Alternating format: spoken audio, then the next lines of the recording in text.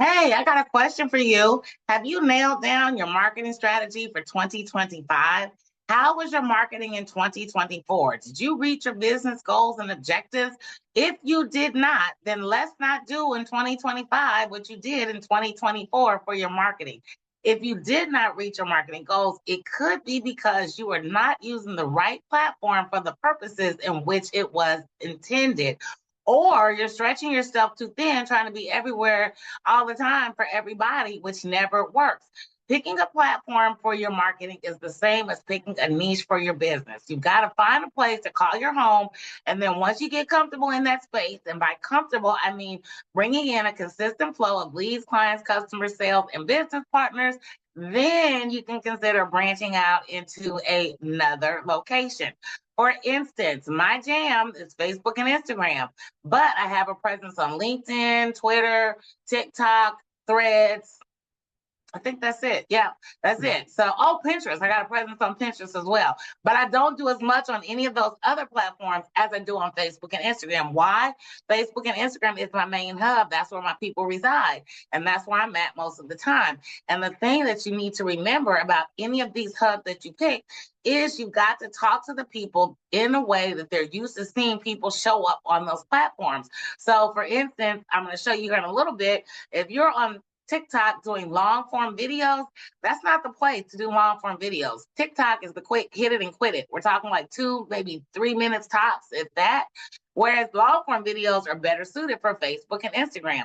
If you're doing videos on LinkedIn, it's okay, but LinkedIn is not really a hub for videos. So, before I get more into detail about what platform is good for what activity, my name is Cecelia Faye Morris, the digital marketing maven, and I teach business owners how to build their brand and business online using ChatGPT, automation, and Facebook. And wherever you're watching me, give me some likes, some love, drop a comment, and if it's YouTube, subscribe and click that bell so you get notified whenever I post a new video.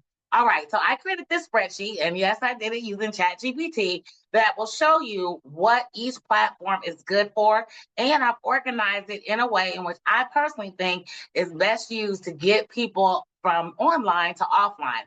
The reason why you want to take people offline is because we don't own none of these platforms.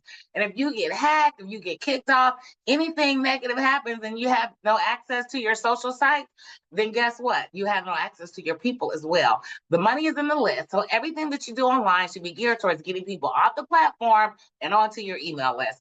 With that being said, let me go ahead and pull up this spreadsheet. If you want a copy of this spreadsheet, you will be able to get one. You can click the link in the description of this video, and that way you can see it for yourself, and then you can do your own analysis and decide exactly where you want to show up online. And before I bring this up, the other thing I want to say is consider your social site, your main site, like your hub. You can fly Delta anywhere in the world, but their hub is in Atlanta, USA. Where is your hub, right? As I mentioned earlier, my hub is Facebook and Instagram, but if you go on most of the other sites, you're going to find me there by my name, Cecelia Faye Morris or Cecelia Morris, but you won't see as much of me there as you do on Facebook and Instagram. But you want to have a presence everywhere, and if you're just getting started in this place, go claim your name on all the platforms, because eventually you might end up there, and name recognition is the best way to build your brand. All right, so let me share my screen and show you what I got.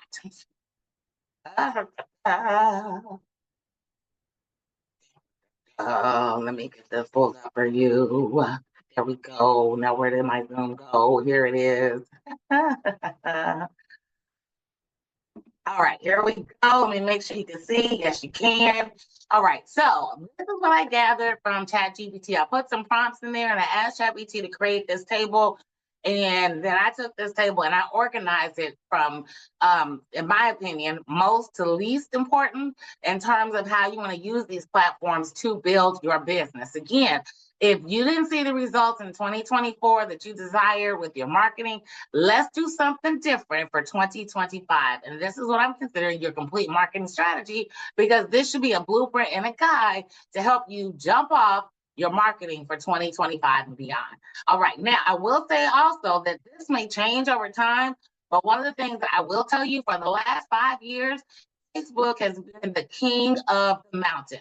Love him or hate him, Zuckerberg is running things, okay? Of all daily social media users, according to a 2021 or 2022 report, I can't remember, but out of all daily social media users, Facebook and Instagram have 67% of the market share. So out of 100 people that are online on social every day, 67 of them are going to be on Facebook and or Instagram. The other 33 are going to be shared with these other platforms. So again, if you are really trying to build and grow your business, don't talk to me about your people not on Facebook, because they are. You just have to know how to find them, and more importantly, how to talk to them. All right, so let's go into this spreadsheet as I have it laid out for you. So up here in the green, this to me is the most important part of being online. That is building a community, generating leads, doing network, and then promoting your event. In the event, you're having an event, right? So what I love about the event piece of this is that it works whether you're doing a virtual event or if you're doing brick and mortar. It is a great way to get more people to show up. And especially if you're brick and mortar, I encourage you to advertise on Facebook, because you can advertise within a 50-mile radius from your location. So you can hyper focus and target your marketing to people who are more likely to walk in your door. And if you're not doing anything as a brick and mortar business, it is very good at, again, finding your target audience and reaching them in a way that you would never be able to do on your own. I personally have coached people all the way from Canada to Australia, and I would have never met these people on my own IRL. So it's because of the beauty of social media, and in my case, Facebook and Instagram ads, I've been able to meet and work with people across the globe. So anywho, come back into here. And lead gen, if you are not building your list, you are doing your business a big disservice. The money is in the list. And as you can see, the best places for lead gen, Facebook, LinkedIn, YouTube. Community building, hands down, Facebook, Instagram, LinkedIn. And this I thought was really interesting. I didn't really think YouTube Shorts and Snapchat, especially Snapchat, because I'm not familiar with that platform. Now, I can see how YouTube Shorts can be good for community building, because then people can, as I'm asking you to do, subscribe and click that bell so they get notified whenever I post a new video. Snapchat, I'm not that familiar with it. And if you're watching this video and you are a Snapchat or Pinterest guru, hit me up. I'd love to have you introduce these platforms to my audience. So there you have it for the lead gen, community building. Now, LinkedIn for professional networking, this is really, really good. LinkedIn is known for B2B, but you can also meet people in LinkedIn, say for your network marketing business or maybe for your coaching business. People aren't just looking for jobs on LinkedIn. So don't sleep on LinkedIn, my friends. And then I can mention already the events. But in my opinion, these are the top things that you need to be using online, because you got to build your list, because the money is in the list, and you got to be able to take your online offline. The next group I yellow because they're good, not as good as up here, because this is like really building your list. Whereas in the yellow, these areas are good for building that know, like, and trust factor. It can take, depending on who you listen to, anywhere from 20 hours to not two and 20 hours and 7 to 11 touches before someone makes a buying decision with you. So using any of this sort of content on social allows people to get to know you faster than you will ever get to know them face to face, belly to belly, or even just posting on your pages. So you got to get yourself out there, but more importantly, you got to give them education and how-to content, as well as something that's searchable. Now, trending, that's a hard one to do, but it's not impossible. If you want to trend, then you got to really be plugged into your audience, knowing what their hopes, wants, dreams, fears, goals, and desires are, as well as where to find them online. And as you can see, the best places are Facebook, Instagram, TikTok, YouTube, Snapchat, Twitter. Those are the ones. LinkedIn and Pinterest, not so much for going viral. And then the SEO piece is really only good, in my opinion, YouTube, because YouTube is part of Google, and Google is the largest search engine in the world. If you talk to anybody in SEO, the running joke is, if you want to hide something, put it on the second page of Google. So how do you get SEO friendly with YouTube? Well, there's two ways. There's vidIQ and there's TubeBuddy. I personally am a fan of TubeBuddy, but vidIQ is good as well. Just pick your poison and go with it. The thing about being SEO friendly is the first thing you have to have is an SEO optimized title. By SEO optimized, I mean it needs to be a long tail keyword. So, for instance, if you're targeting network marketers, you wouldn't put network marketing as a keyword, or you wouldn't have network marketing in your title. You might have network marketing for single moms, or network marketing for stay at home moms, or network marketing for busy professionals looking for a second income. All of those are what are considered long tail keywords. Even the title of this video, which I can't remember what it is right now. Let me see if I can pull it up really quickly.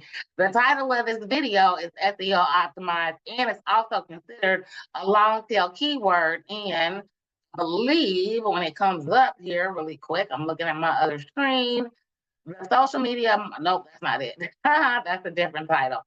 Complete 2025 social media marketing strategy. So that's considered a long tail keyword title, and it's something that will show up. Now, does that mean somebody's typing in the social media complete marketing strategy for 2025? No. But if any variation of that comes up, then I'm going to rank on the first page of Google. And the beauty of that is, I mean, I'm not going to say I'm going to rank up initially because it takes time to build that, but I'll be closer to the first page than I will to the third page, right?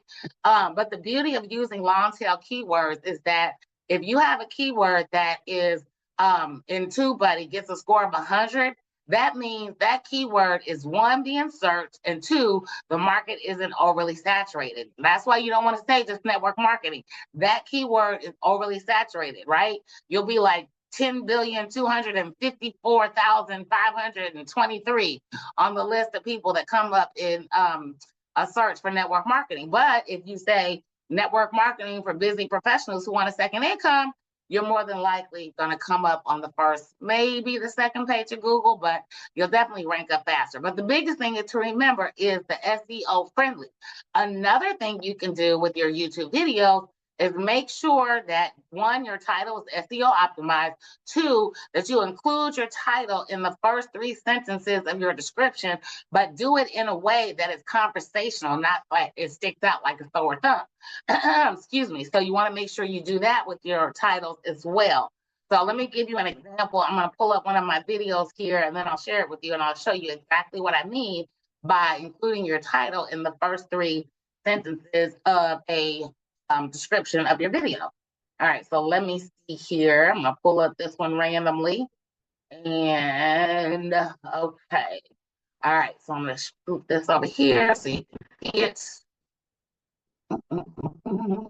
So this is my video on what makes you better than Abraham. It's a video that I did talking about how faithful are you with your business, meaning how are you going about your faith walk to make sure that you are I'm sorry, I lost my train of thought. I did this on how faithful are you with your business, meaning are you working towards the success you desire in your building? Are you getting frustrated because it's taking too long? I don't want to get too much into this video because you can watch it. But anyway, this is the title, What Makes You Better Than Abraham? And then I said, when it comes to believing in the future of your business, what makes you think you're better than Abraham? So that's how I incorporated the title into my description. Let me give you another example. We'll go to another video that I have here. Stop lying to me. Tell me what you're really doing. So for this one, this was where I went to a training where they said, don't do Facebook ads. And I'm thinking, I found you through a Facebook ad. All right, so I said, this is the sentence. So here's the first sentence. Here's the second sentence. And the first sentence says, I wish these gurus would stop lying and tell me what you're really doing. So that's how you can incorporate the title of your sentence into the description, which will help, again, with your SEO score. Another thing you want to do is you want to put your title in the tags of your video. Put your title in the tags of your video. And then you also want to include your name in the title and the tag, put your name in the tags of your video. So that way if people are searching for you by name, you'll show up on the first page of a Google search. So those are just some tips that I have for you. Oh, and then also make sure you put some hashtags in your description as well. So these are all ways that you can help SEO your videos to make them more SEO friendly as you are putting yourself out there to the universe, so you can build that know, like, and trust factor and be perceived as the authority in your niche.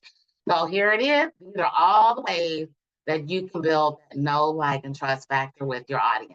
Then the last section here is not as important, but it is useful. That's why I have it in purple. This is just about sharing images, because think about it. As you're online, nobody likes to be sold, but everybody likes to buy. 90% of your content should be providing value. The other 10% should be making sales. That means for every 10 videos, you should be offering somebody something.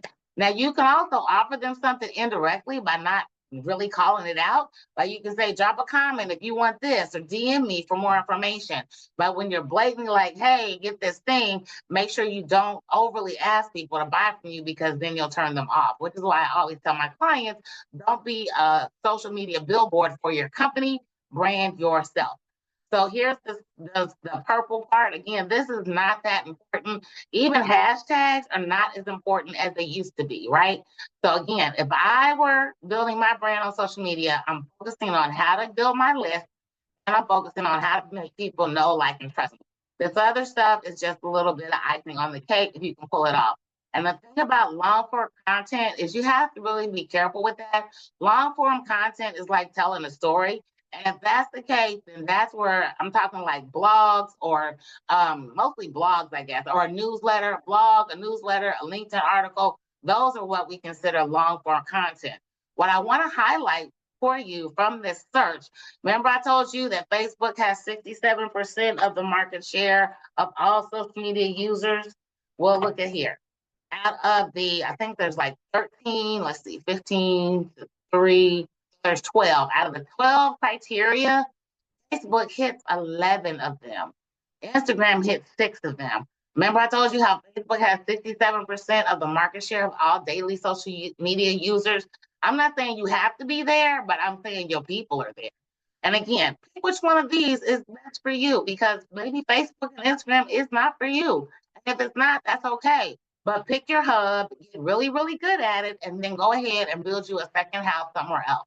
All right, guys, so that is my video for today, the complete 2025 social media marketing strategy. The strategy is find a home, make sure you lay a good foundation, make sure you are generating a consistent flow of leads, clients, customers, sales, and then you can branch out into another platform.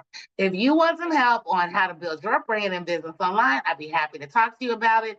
Go ahead and click the link in this video so you can get a copy of this spreadsheet so you can analyze it for yourself. And on the spreadsheet is a way for you to contact me. We can have a 15-minute chat to see how you can best utilize social media for your business.